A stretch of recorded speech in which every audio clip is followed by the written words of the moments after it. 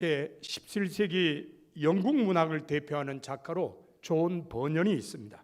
설교자로도 유명했던 사람입니다. 버년은 1628년 영국 베드퍼트셔주의 엘리스토우에서 대장장이의 아들로 태어났습니다. 그리고 자신도 대장장이로 일하며 겨우 초등학교를 졸업했습니다.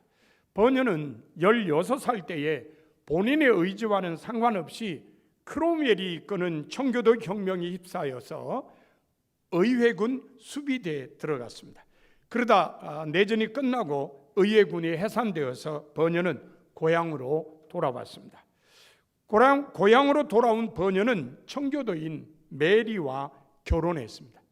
메리는 혼수를 가지고 오지는 못했지만 천국의 길이라는 책과 신앙신과 실행이라는 책 두 권을 가지고 왔습니다. 버년은 이 책들을 읽고 신앙을 가지게 되었습니다. 신앙을 갖게 된 버년은 그 지역의 유명한 설교자 존 기퍼드 목사의 설교를 들으면서 성숙한 신앙인이 되었습니다. 확실한 신자가 된 버년은 버년주교라는 별명까지 얻을 정도로 열심히 복음을 전했습니다. 특히 기퍼드 목사가 세상을 떠난 후에는 설교자로도 명성을 얻었습니다. 1660년 영국 국왕 찰스 3세가 영국 국교회 이외의 모든 종교를 탄압했을 때 버년은 계속 설교를 하다가 비밀 집회 금지령 위반죄로 체포되어서 12년간 옥살이를 했습니다. 이 감옥살이를 통해 몇 권의 책이 쓰여졌는데 그 중에 하나가 유명한 철로 역정입니다. 이 책은 제1부가 1678년에 출판되었고 제2부는 1684년에 출판되었습니다. 철로 역정은 이 세상에서 장차 올 저 세상으로 가는 순례자의 길에 대해 꿈속에서 본 일로 기록한 책입니다. 이 책에는 하나님의 나라로 향해 가는 크리스찬이 주인공으로 등장합니다. 크리스찬이 처음 구원을 위해 순례의 길을 떠날 때에 그의 가족들은 한사코 반대하며 붙들었습니다. 가족들의 반대를 간신히 뿌리치고 집을 빠져나와 들판을 걸어가던 크리스찬은 전도자의 지시를 받고 본격적인 순례의 길을 떠나게 되었습니다. 크리스찬이 뛰어가는 것을 이웃 사람들도 보았는데 그들 중에는 완고자와 유약자도 있었습니다. 크리스찬은 그들도 데려가기 위해서 무척 애를 썼습니다. 결국 완고자는 돌아가 버리고 유약자만 계속 동행하며 이야기를 나누게 되었습니다. 그러다가 둘은 평원 한복판에 있는 실망이라는 늪에 빠져버렸습니다. 간신히 벗어났습니다. 그러자 유약자는 투덜거리며 마을로 되돌아갔습니다. 결국 크리스찬은 혼자서 순례길을 마치고 하나님 나라에 들어가게 되었습니다. 유약자는 크리스찬의 권고로 구원을 위한 순례의 길에 들어섰지만 끝까지 가지 못하고 탈락하고 말았습니다. 버년은 꿈을 빌어 이러한 얘기를 소설로 썼지만 실제로 이런 일은 많이 일어나고 있습니다. 분명히 영원한 생명의 길로 들어섰음에도 불구하고 끝까지 달려가지 못하고 탈락하는 사람들이 과거에도 있었고 오늘날에도 많이 있는 게 사실입니다. 오늘 본문도 탈락자의 모습을 우리에게 보여줍니다. 성지를 순례하는 사람들은 사해 옆 소금산의 한 바위 기둥을 롯의 아내라고 소개하는 안내자의 말을 듣게 됩니다.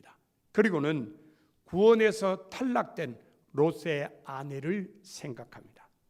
그러나 깊이 생각해 보면은 롯의 아내뿐만 아니라 롯과 그의 두 딸도 소돔 고모라의 멸망에서는 살아났지만 하나님의 백성에서는 탈락되고 말았습니다. 본문에 의하면 바로 그들을 통해 이방 족속인 모압과 암몬족이 이 땅에 자리 잡았기 때문입니다. 롯과 그의 가족들이 탈락된 이유는 과연 무엇이었을까요? 롯에 대한 성서 이야기를 찾아보면 그 해답을 알 수 있습니다. 롯은 아버지 하란이 일찍 세상을 떠났기 때문에 큰아버지인 아브라함이 하나님의 명령을 받고 가나안으로 이주할 때에 함께 이주했습니다. 그리고는 아브라함과 함께 가나안에서 생활했습니다. 오래 지나지 않아 아브라함과 더불어 롯도 부자가 되었습니다. 너무 많은 가축 때문에 두 사람은 분가할 수밖에 없었습니다. 이때 아브라함이 조카 롯에게 먼저 선택하도록 했습니다. 롯은 물이 넉넉한 요단 더를 택하여 평지 성읍에 머무르며 그 장막을 옮겨 소돔까지 이르렀습니다. 롯이 소돔에 거주하게 된 것은 무척 불행한 일이었습니다. 왜냐하면 창세기 13장 13절에 의하면 소돔 사람은 악하여 하나님 앞에 큰 죄인이었기 때문입니다. 이 소돔 성에서 롯이 살았습니다. 롯이 소돔에서 어떤 모습으로 어떻게 살았는지는 아무도 모릅니다. 성서가 알려주고 있지 않기 때문입니다. 그런데 롯이 소돔에 들어가 거한 지 13년 후의 모습이 성서에 나타납니다. 바로 소돔과 고모라의 죄악을 확인하기 위해 두 천사가 소돔을 방문했을 때입니다. 성서에 의하면 롯은 성문에 앉았다가 그들을 보고 자기 집으로 영접하여 대접했습니다. 그런데 예기치 않은 사건이 터졌습니다. 사건이 터진 것은 나그네들이 막 잠자리에 들려고 했을 때였습니다. 소돔성의 각 마을에서 젊은이 노인 할 것 없이 모든 백성이 롯의 집으로 몰려왔습니다. 그리고 롯의 집을 삥 둘러쌌습니다. 그러면서 이렇게 소리쳤습니다. 오늘 밤에 내게 온 사람들이 어디 있느냐? 이끌어내라. 우리가 그들을 상관하리라. 이들의 말 중에 우리가 그들을 상관하리라는 말은 문자적으로 우리로 그들을 알게 하리라입니다. 낯선 사람이 누군지 알아야 되겠다는 것입니다. 누가 누구를 안다라고 할 때 히브리어 야다라는 말을 사용합니다. 그런데 이 야다라는 말이 여러 가지 뜻을 지니고 있습니다. 파악하다는 뜻도 있고 가까워지다는 뜻도 있고 성적인 관계를 가진다는 뜻도 있습니다. 그러기에 소돔 사람들이 롯에게 퍼부은 말은 흔히 그 나그네들과 성적으로 관계하리란 뜻으로 읽곤 합니다. 소돔이라는 말에서 파생된 영어인 소도미가 남색이나 동성애를 지칭하게 된 것도 그런 연유에서입니다. 그런데 창세기에 기록된 이야기에는 남색이나 동성애에 눈이 뒤집힌 사람들이 모여서 롯의 집에 찾아와 행패를 부리는 장면치고는 너무 많은 사람이 롯의 집 대문 앞에 모였습니다. 롯의 집 대문 앞에 둘러서인 사람들은 한두 사람이 아닙니다. 창세기 19장 4절에 의하면 소돔 백성들이 노소를 막론하고 원건에서 다 모여 그 집을 에워쌌습니다. 남색이나 동성애를 위해 온 사람들로 보기에는 너무 많은 사람이라는 말입니다. 문제는 이 사람들의 아우성을 순전히 성적인 의미로 해석한 사람이 있었다는 겁니다. 누굴까요? 바로 롯이었습니다. 롯은 자기 집에 머물러 있는 나그네를 밖으로 이끌어내라는 사람들의 말에 놀라 대문 바깥으로 나갔습니다. 그리고 뒤로 대문을 걸어 잠그면서 그들에게 이렇게 말했습니다. 내 형제들아, 이런 악을 행하지 말라. 내게 남자를 가까이 하지 아니한 두 딸이 있노라. 청하건대 내가 그들을 너희에게로 이끌어 내리니 너희 눈에 좋을 대로 그들에게 행하고 이 사람들은 내 집에 들어왔은즉 이 사람들에게는 아무 일도 저지르지 말라. 우리는 이 말에서 철저하게 소돔 사람들과 동화된 롯의 모습을 엿볼 수 있습니다. 도덕성이나 성윤리 따위는 아랑곳 없이 소돔의 성풍속대로 딸을 키우는 롯을 볼 수 있는 것입니다. 이미 두 딸에게는 정혼한 남자들이 있었습니다. 그럼에도 불구하고 그 두 딸들을 몰려든 사람들의 성적 놀이개로 주겠다 하는 롯의 말 속에서 우리는 이미 위기에 처한 사람의 모습을 발견할 수 있는 것입니다. 천사들이 몰려든 소돔 사람들의 눈을 어둡게 한 후에 롯에게 말하기를 네게 속한 자들을 다 성 밖으로 이끌어내라고 했습니다. 성을 멸하기 위해서였습니다. 그러나 동이 틀 때까지도 롯은 성을 떠나지 않았습니다.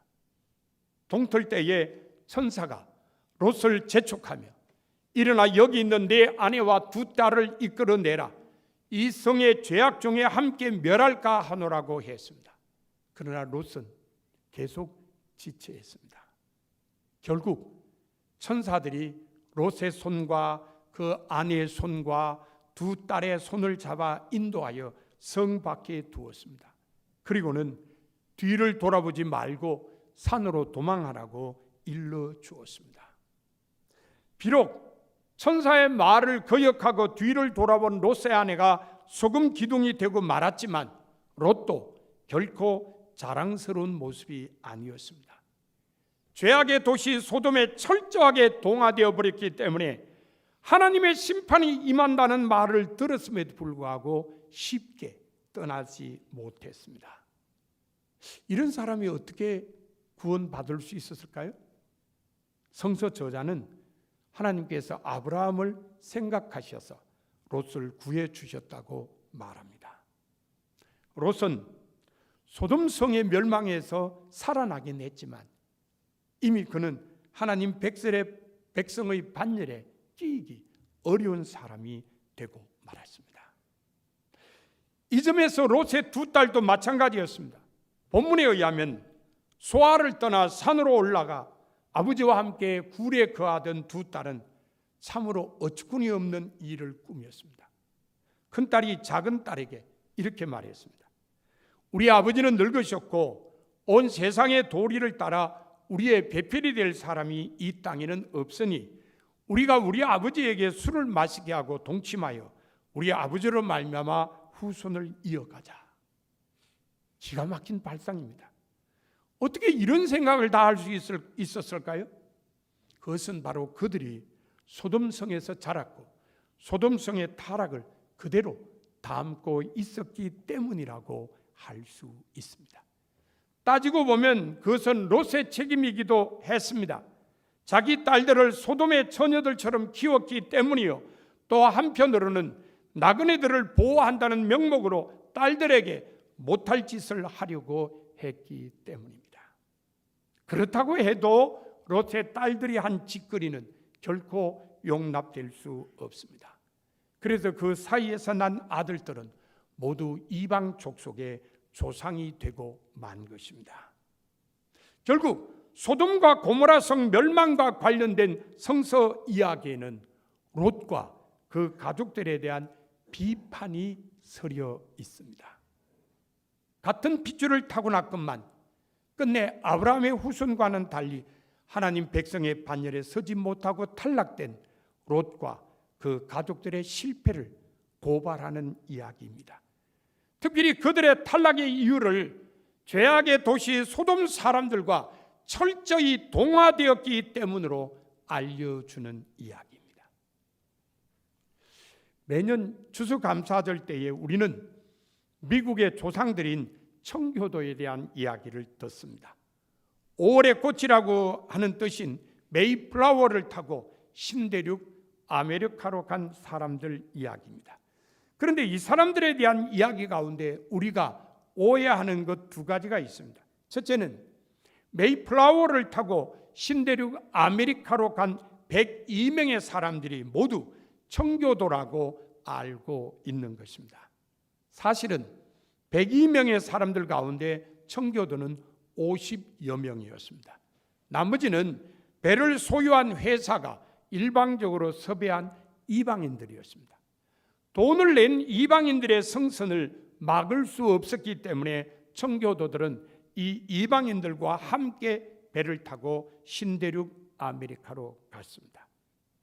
두 번째로 우리가 오해하는 것은 메이플라워를 타고 간 청교도들이 영국에서 살다가 신앙의 자유를 찾아서 신대륙 아메리카로 갔다고 알고 있는 것입니다. 물론 신대륙 아메리카로 간 청교도들은 영국 사람들이 맞습니다. 하지만 출발 당시에는 영국에 살고 있지는 않았습니다. 네덜란드의 라이덴에서 살고 있던 사람들이었습니다. 1603년에 영국의 왕으로 즉위한 제임스 1세가 청교도를 억압하자 청교도들은 1607년부터 영국을 탈출하여 네덜란드의 라이덴으로 모이기 시작했습니다. 15년쯤 지나자 사람들이 300명으로 늘어났습니다. 그런데 그들에게는 두 가지 염려스러운 일이 일어났습니다. 하나는 가끔 폭동이 일어나서 사람을 두렵게 한다는 것이었습니다. 그리고 다른 하나는 자녀들이 네덜란드인으로 동화되어 간다는 것이었습니다. 그들은 영국 국교회로부터 거부당한 처지였지만 그래도 여전히 영국인임을 자랑스럽게 생각하며 살았습니다. 그러했기에 이러한 문제들에 대해 심각하게 생각했습니다. 결론은 신대륙이었습니다. 그곳에 가면 신앙의 자유도 얻을 수 있고 자녀들도 영국인으로 양육할 수 있을 것이라는 생각이 들었기 때문입니다. 신앙의 자유는 라이덴에서도 어느 정도 얻을 수 있었습니다. 하지만 자녀들이 네덜란드인으로 동화되는 것은 막을 수가 없었습니다. 그래서 그들은 신대륙행을 결심되었습니다. 그 결심이 그들을 미국의 조상이 되게 만들었습니다. 지금 우리나라 교회 성도들의 삶은 어떠합니까? 세속적인 삶에 동화되어 살고 있지는 않습니까? 세상 사람들과 똑같은 삶을 살기 때문에 하나님 나라 백성의 정체성을 찾기 어려운 것은 아닙니까? 사랑하는 성도 여러분, 오늘 하나님께서는 롯의 가족들 이야기를 통해 여러분 자신을 돌아보라고 하십니다. 만일 여러분도 세상 사람들과 같이 세속적인 삶에 동화되어 있으시다면 돌이키라고 말씀하십니다. 탈락되지 말라고 말입니다. 하나님 나라 백성다운 구별된 삶을 살라고 하십니다. 여러분 모두 세속에 동화된 삶에서 돌이켜서 구별된 삶을 사는 성도가 다 되시기를 바랍니다.